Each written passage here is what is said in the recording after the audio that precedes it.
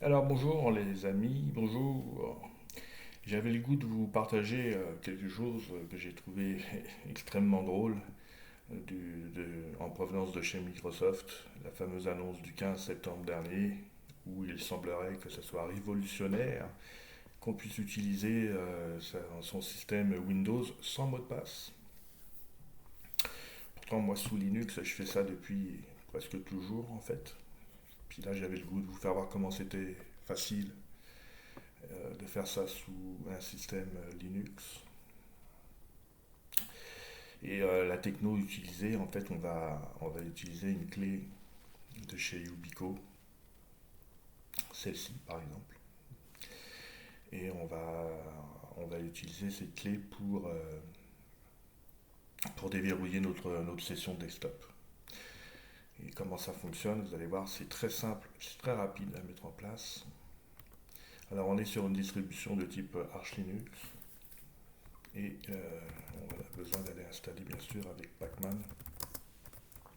le paquet nécessaire à faire fonctionner la clé, mais surtout le protocole PAM en fait. Donc U2F. Donc on installe. Voilà. Ensuite, on a besoin d'aller stocker un fichier de configuration parce qu'on va devoir générer justement un fichier de configuration tantôt. Et pour ce faire, on va aller mettre ça dans un répertoire, le répertoire de config, et on va appeler le répertoire Yubico. Maintenant qu'on a fait ça, c'est à ce moment qu'il faut s'assurer que la clé est bien dans le port USB. Et donc on a bien la Yubico, la YubiKey qui est sur le port USB de la machine virtuelle. Parce que quand je vais rentrer ma commande, je vais devoir aller peser sur le bouton de façon à générer le fichier de configuration nécessaire. Et là, on va faire ça grâce à la PAMU2 FCFG. Et on va pousser ça dans le répertoire config Yubico tantôt. Et on va appeler ça U2F, allez, U2F keys.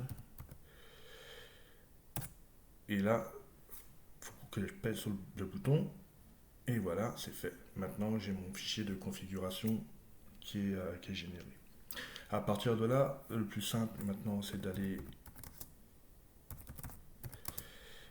modifier le fichier de PAM. Donc PAM-D. Et il s'appelle système hôte, je pense. Système UTH. Système hôte, voilà. Là, on va aller, donc on ne peut pas tout casser la distribution, on va se mettre en mode debug. Donc on va s'insérer là, et on va aller rajouter la ligne qui va bien.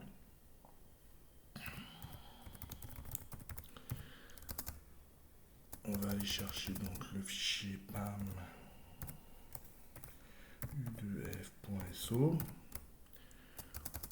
On se met en mode debug de façon à avoir un visuel au cas où si ça ne fonctionne pas, que si je fais une bêtise. On précise l'endroit où se trouve le fichier de configuration. Donc c'est outFile est égal. Puis là je vais aller mettre, donc c'est dans Home, Arch Linux, Arch Linux. On est dans le fichier de config, dans Yubico. Et il s'appelle U2F Keys. Si je fais pas d'erreur, c'est ça. Donc U2F Keys.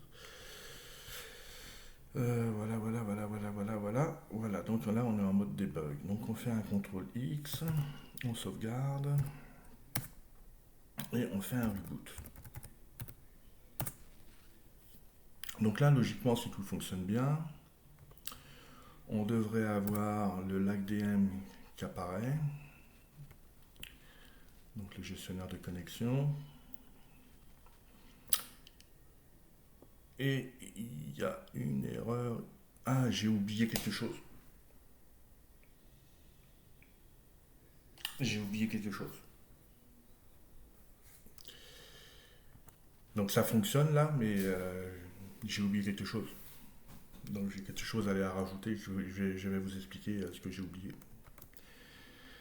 Donc on va aller modifier système hôte. Donc là je suis en mode debug, ok, c'est pour ça que je vois ça. Donc il faut que j'attende qu'il me donne la main.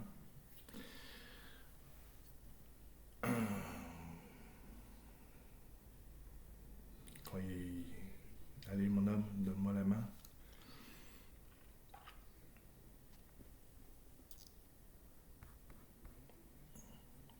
Allez.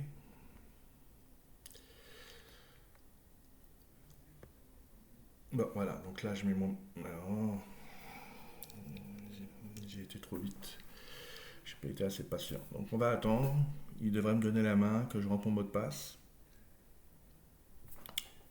Que j'appuie là, voilà. Bon. En fait, j'ai pas rentré mon mot de passe, j'ai appuyé sur la clé. Ça, tout fonctionne en fait, mais il y a quelque chose qui est... Il manque quelque chose. Donc, en fait, en bout de ligne, là, sur cette ligne-là, là, j'ai oublié d'aller rentrer trois petits caractères qui sont CUE. Et CUE, à quoi ça sert? En fait, quand je vais être sur la tête de démarrage avec le lag DM, CUE va me permettre d'afficher le message qu'il faut que j'aille faire un appui sur le bouton de la clé. Donc on fait un CTRL X, on fait oui, on sauvegarde. Et là on fait un reboot. Je reste en mode debug encore. Je fais un reboot. Puis là je vais avoir le bon message qui va s'afficher qu'on n'a pas vu tantôt. Et ça fonctionne. Là je n'ai pas besoin d'un mot de passe pour déverrouiller la session. Donc on arrive sur la fenêtre de connexion, LACDM. Et voilà. Là maintenant il nous dit s'il vous plaît allez toucher le device. Donc j'ai ma clé qui clignote, je pèse dessus, je fais se connecter, et voilà, je suis connecté, j'ai rentré aucun mot de passe. Donc c'est totalement fonctionnel. Il faut simplement maintenant que j'aille enlever le fameux mode debug. Et là, vu qu'on est... on va rentrer, on va essayer ben, on va pas essayer, on va réussir, mais je vais aller éditer mon fichier de configuration. Là, je suis en mode debug, mais il faut que j'appuie sur ma clé. Voilà, j'ai pas rentré de mot de passe. D'accord. J'ai enlevé le mode debug, puis on aura pu. Il sera plus aussi verbeux. Donc on enlève le mode debug et on laisse ça comme ça. On fait CTRL X, oui. On enregistre et on va faire un dernier reboot.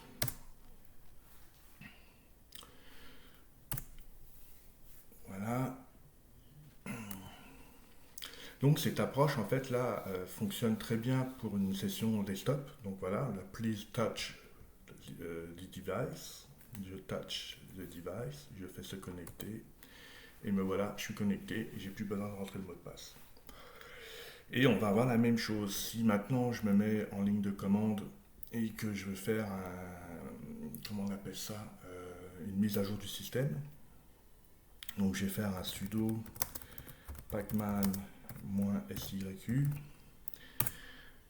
Voilà, please, là, je touche mon device et puis je fais la mise à jour. Donc il n'y a rien à faire puisque mon système est à jour. Donc voilà. Alors cette approche elle est géniale je trouve parce qu'en fait on peut se passer d'un mot de passe. On sait tous qu'un mot de passe il faut le changer régulièrement, etc.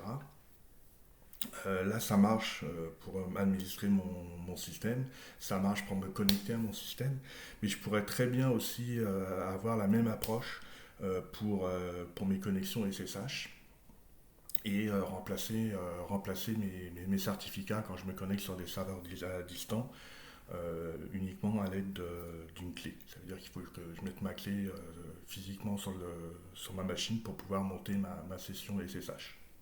Ce qui peut être intéressant d'un point de vue sécurité. Hein, on n'a plus besoin. Bah, bref, on va pas rentrer en détail. Mais bref, je trouvais ça cool de vous faire voir ça. Donc j'espère que vous avez apprécié. Puis bah écoutez, salut, à la prochaine. Je vais sauvegarder mon affaire. Et puis je vous souhaite une bonne soirée.